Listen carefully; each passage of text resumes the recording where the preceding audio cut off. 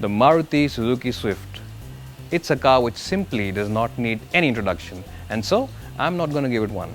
But what I will tell you is that in over 10 years in India, this car has sold 13 lakh units. And what that essentially means is that this is all the premium hatchback that you will ever need. But after 10 long years, is this still the premium hatchback that you want? Well, we all know how good the Swift really is, so we'll start this review by talking about some negative points first. If you are in the market for a car which offers lots of features and a big boot, go for the Hyundai i20. If you want a car which offers you a lot of class and luxurious image, go for the VW Polo. And if you're in the market for a car which offers you a lot of value, then head out and buy that Ford Figo. Well, with so many negatives out of the way, it's time to talk about the positives now. And this may take a while because there really are quite a few.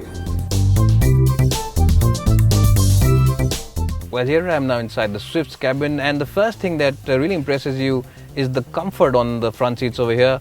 These are the best seats, not only in this category, but also can trump some rivals who are more expensive and a category or two higher, both in terms of comfort as well as support.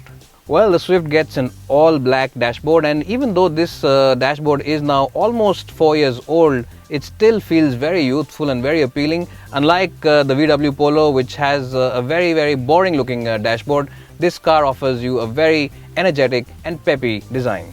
Well, quality levels are pretty decent, and it is at par with most rivals except the Polo, which is of course a step higher.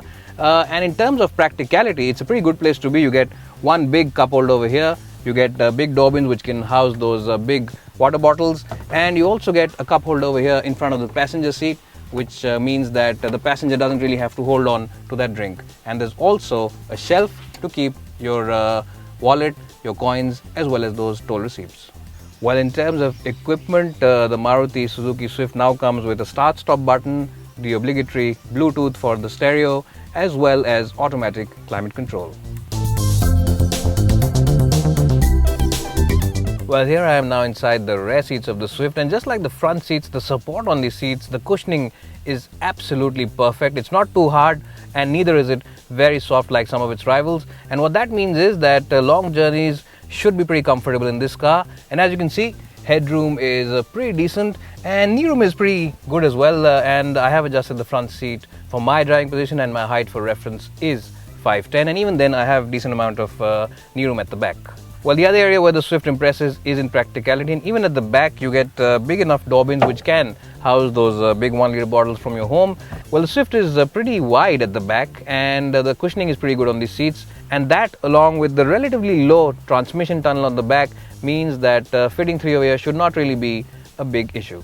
Well, overall the Swift's cabin is one of the better cabins in this class, both in terms of overall design as well as equipment and quality. Well, here I am now driving the new Swift.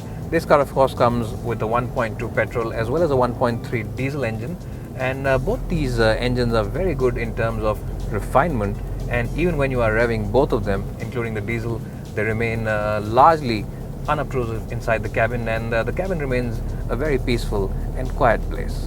Where the Swift really excels, no matter which engine you choose, is in the gearbox department. It really is a very sweet gearbox. And if you really want to know the definition of slick, then this is the gearbox that you need to operate. It's efficient, it's really slick, and it's very precise. Well, both the engines suffer from a little bit of lag when you are below about 1500-1600 RPM. The diesel, of course, the turbo kicks in only around 2000 RPM, and that means that you have to constantly keep it in the best power band for improved performance. So 2000 and 4000, between those RPMs, if you keep the engine, it really does reward you. Well, the diesel engine that we are driving today is very good in terms of efficiency. At the moment on the onboard trip computer, it's showing an efficiency figure of about 20 kpl, which is very good, and we have been thrashing this car around, and the AC has been on since the morning. So considering that, these figures are excellent figures. Well, another area where the Swift impresses is in its dynamic abilities. This is one of the most chuckable cars around. It's very easy to change directions in this car, and there's minimal body roll when you are pushing it into that corner. That, along with the crisp and engaging steering wheel, really makes it one of the better cars, if not the best car, for keen drivers. Well, Maruti are truly the masters when it comes to suspension tuning, and the Swift is the best blend of a comfortable ride as well as agile handling.